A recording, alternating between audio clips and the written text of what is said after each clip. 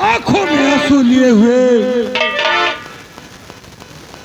इंसाफ का घंटा बजाकर किस आशा और उम्मीद के साथ आई हो माँ। बूढ़ी माँ, मुझ पर दया करो माँ। और रोटी आई हो बूढ़ी माँ, रोटी आई हो बता दे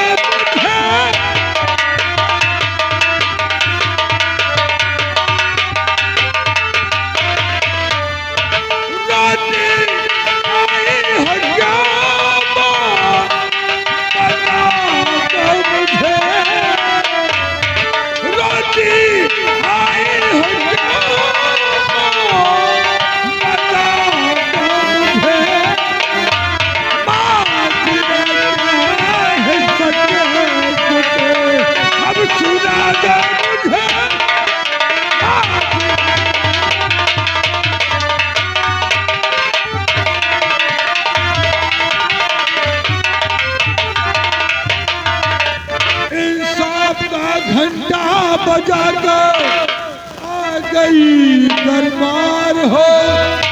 आंसू बहाकर इस कदर मैया तुम लाचार हो के देखी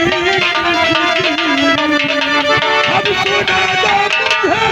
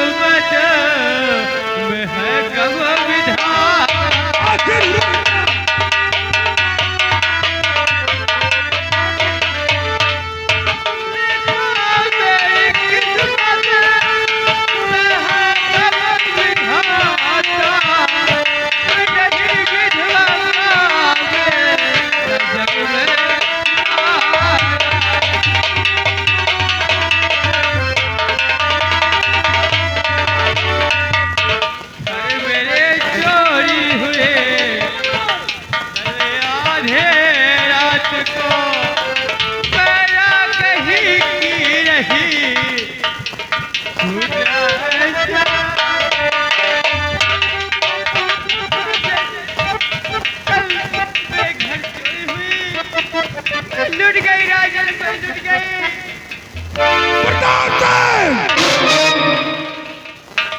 इस बिजनौर में चोरी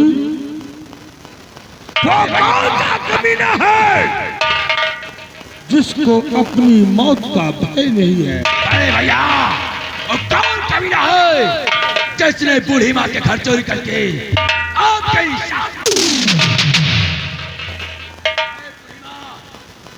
कौन कमीना है जिसने तेरे घर चोरी करके भैया कहीं बूढ़ी माँ, ये बताओ कि क्या तुम उस हाथी चोर को पहचानती हो?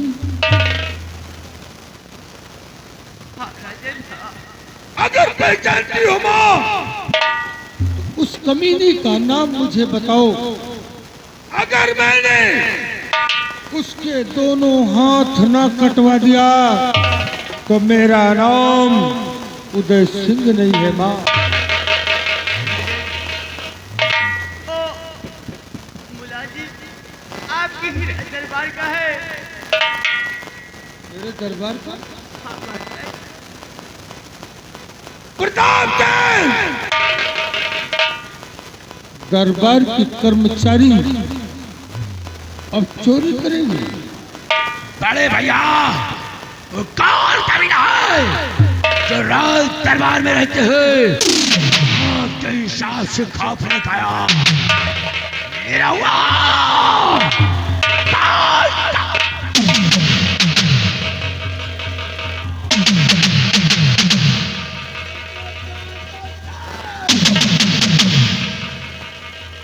आए बूढ़ी माँ,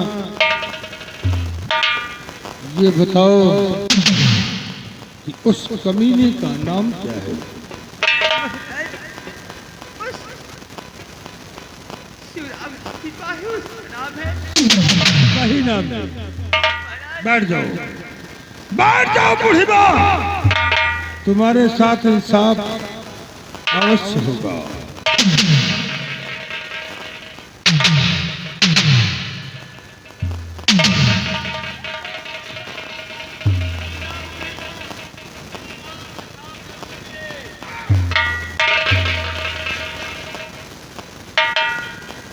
महामंत्री कांता सिंह, कहिए मेरे धर्मवीर सम्राट। ये बताओ कि शिवराम सिपाही ड्यूटी पर कब से नहीं आता? महाराज, वो 1 हफ्ते पहले छुट्टी लेकर गया था और बता रहा था कि उसकी माँ की तबीयत खराब है, तब से अभी तक दरबार में नहीं आया महाराज। ठीक है। सेनापति सिंह, राजा इसी वक्त जाओ शिवराम सिपाही के घर और बूढ़ी माँ के घर का चोरी किया हुआ माल बरामद करके उसके हाथों में हथकड़ी डालकर उसे दरबार में पेश करो। सिपाही आओ, हम लोग चलते हैं और शराब कर शिवराम सिपाही के घर और इस बूढ़ी माँ का चोरी किया हुआ माल बरामद करके शिवराम सिपाही के दोनों हाथों में हथकड़ी डालकर महाराज के चरणों में पेश करेंगे।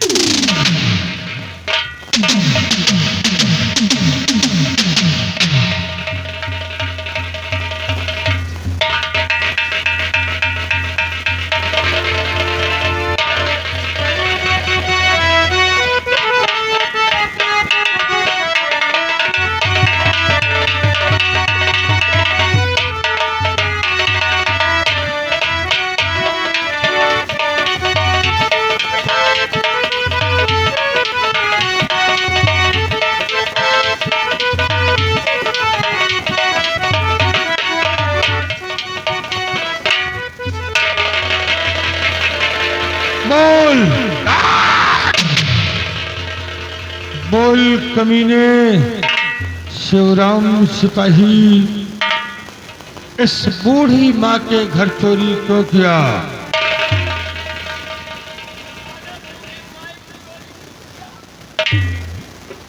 हुजूर, चोरी करना मेरी मजबूरी थी।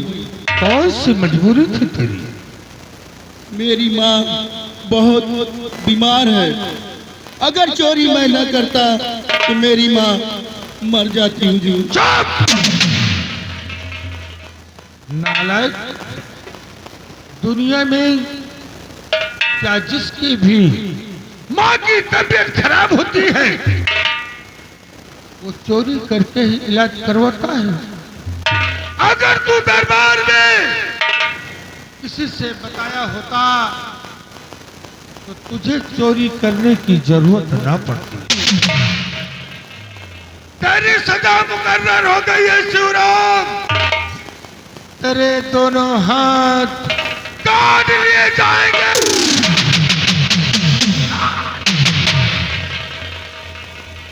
बड़े भैया, अगर शिवराम सिपाही ने चोरी किया है तो मजबूरी में किया है, इसलिए बड़े भैया शिवराम सिपाही की सजा।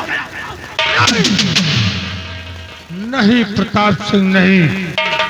सुदाई सिंह के दरबार में गलती करने वाले को सजा मिलती है, माफी नहीं मिलती। शिवराम सिपाही ने चोरी मजबूरी में किया है। अगर चोरी न करता तो इसकी माँ का इलाज न हो पाता और इसकी माँ हमेशा के लिए इससे जुदा हो जाती। इसलिए बड़े भैया शिवराम सिपाही। नहीं प्रताप सिंह, नहीं। जब तक मैं सिंहासन पर विराजमान हूँ, मेरा फैसला अटल है और अटल रहेगा। यदि आपका फैसला अटल है तो आपका छोटा भाई होने के नाते इस पेशावर में आसे का हकदार, इसलिए बड़े भैया शिवराज सिपाही को नहीं। प्रताप सिंह, तू मेरा भाई है, तू मेरा भाई है प्रताप सिंह। मैंने कब तुझसे कह दिया इस बिजनौर में तेरा आधा नहीं है, जहां मेरा है वही तेरा भी है। अगर आज इस शिवराम सिपाही को माफ कर दूंगा तो इस बिजनौर में कल को दूसरा शिवराम पैदा हो जाए, इसलिए इसे माफी नहीं मिलेगी। इसका मतलब बड़े भैया बटाच का बड़े दरबार अपमान किया जा रहा है। प्रताप सिंह, बड़े भैया तू इसे अपमान समझ रहा है? जब तक मैं इस कुर्सी पर बैठा हूँ, इस सिंहासन पर बैठा हूँ, मेरा फैसला अटल है और अटल रहेगा। मेरे ना रहने के बाद जब इस सिंहासन पर बैठना तो जो तेरी समझ में आए सो करना। सेनापति जय सिंह,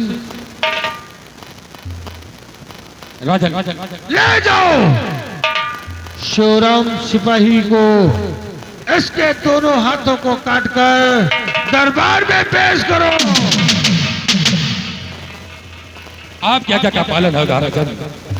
शिवराम सिपाही खड़े हो जाओ और आज महाराज के आदेशानुसार तेरे दोनों हाथों को काटकर महाराज के चरण में पेश किया जाएगा।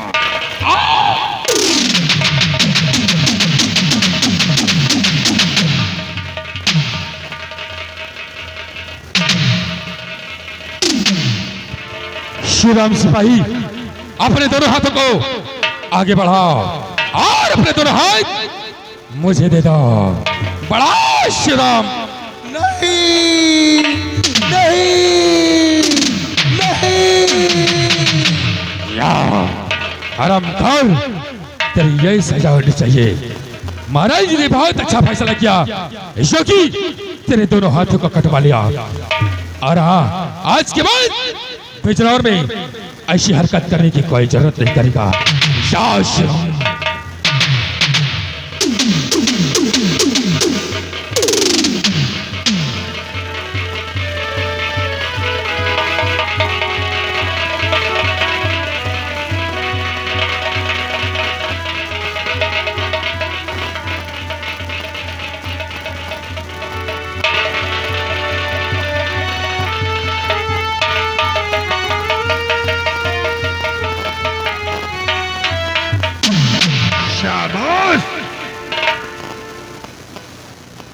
सेनापति जय सिंह, राजन इस शिवराम सिपाही के दोनों हाथों को मेरे चमन में दफन करवा दिया जाए।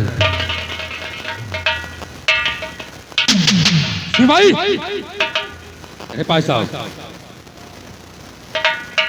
और ये ले जाओ शिवराम सिपाही के दोनों हाथों को महाराज के चमन में दफन कर दो।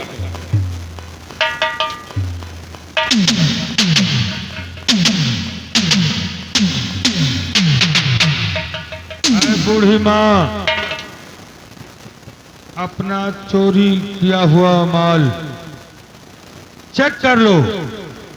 तुम्हारा सारा सामान है या नहीं है?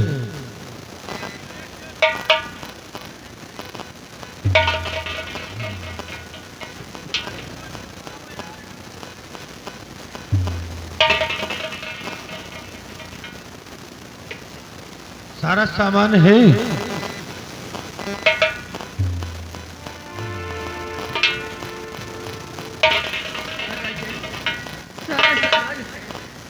द्वारपाल, बूढ़ी माँ को ले जाओ, सुरक्षित इनके भवन तक इन्हें पहुंचा दो।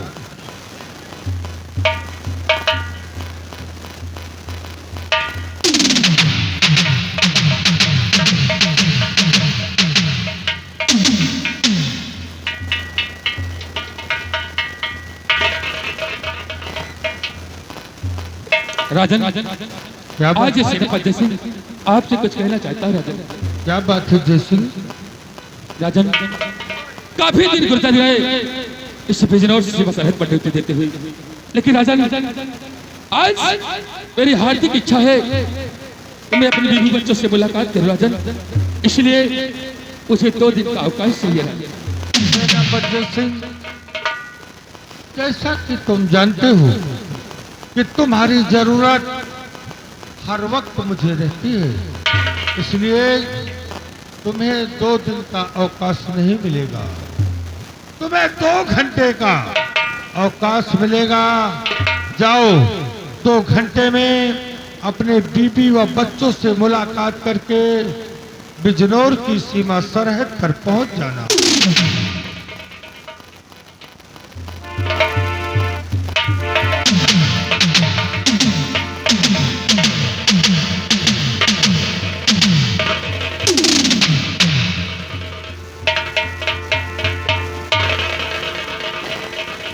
महाराज की जय। क्या बात है द्वारपाल? महाराज, भरे दरबार महाराज, क्या है? राजकुमार दीपक आपसे मिलना चाहते हैं। राजकुमार दीपक दरबार के वक्त मुझसे मिलना चाहता है। जी महाराज। इजाजत है।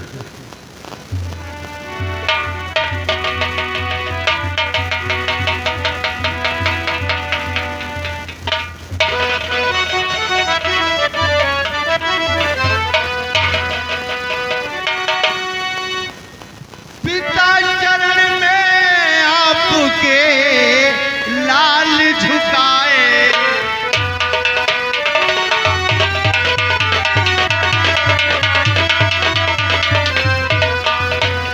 पिता चरण में आपके लाल झुकाए,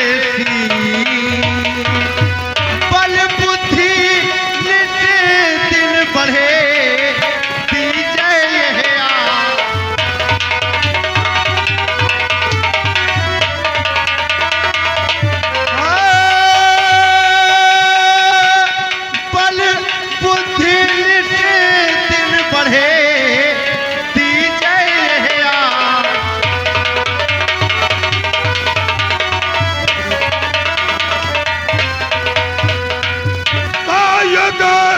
यग बेटा तुम्हें जियो रहो सदा खुश।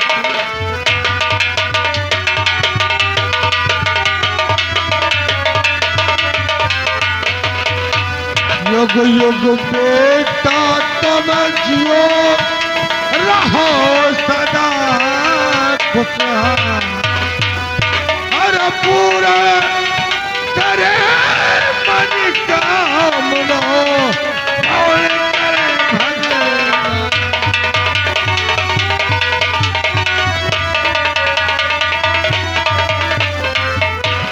बेटा दीपक, हाँ पिताजी। दरबार के वक्त अचानक आने का कारण? पिताजी, आज भरे दरबार मैं अपने दिल में कुछ तमन्नाएं लेकर आया। क्या बात है बेटा? पिताजी, मैं आखेट करे बियाबान जा,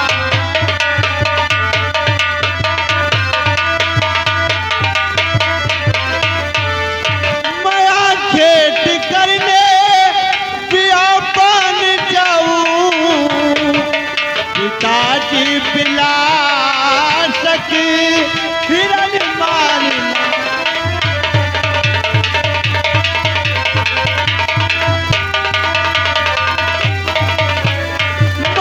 खेत करके ढले शाम आऊं, मैं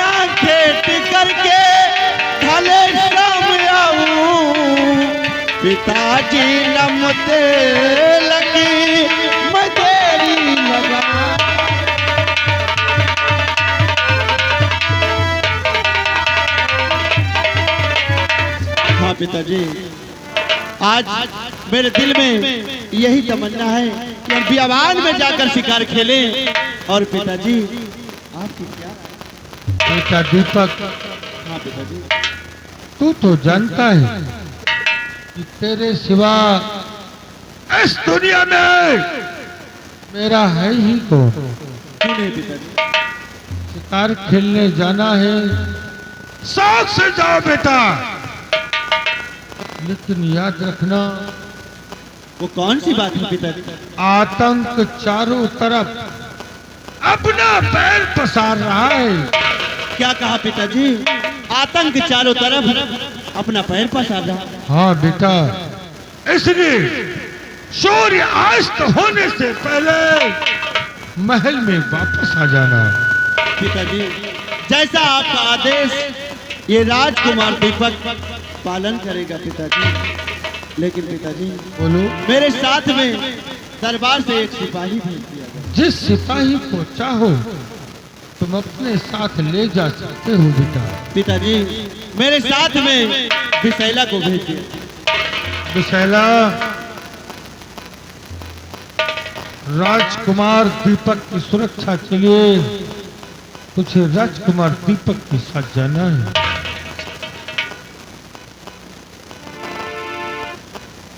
भैया विशैला, देखा मेरे डैडी कितने अच्छे हैं, क्योंकि आज मैंने पहली बार शिकार खेलने के लिए इजाजत मांगा और डैडी ने हाँ कर दिया।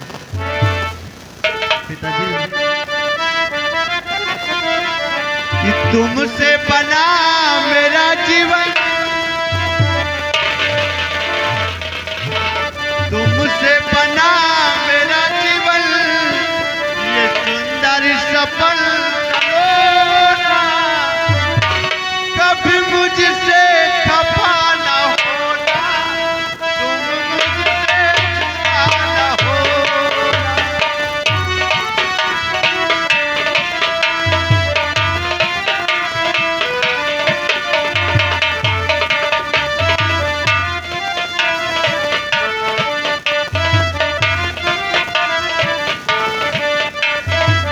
द्वारपाल, कह रगल, आज का दरबार यहीं पर समाप्त किया जाता है। क्या नहीं राजन?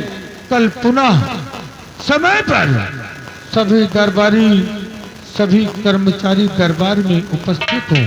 क्या नहीं राजन? तब तक के लिए महल के फाटक को बंद कर दिया जाए।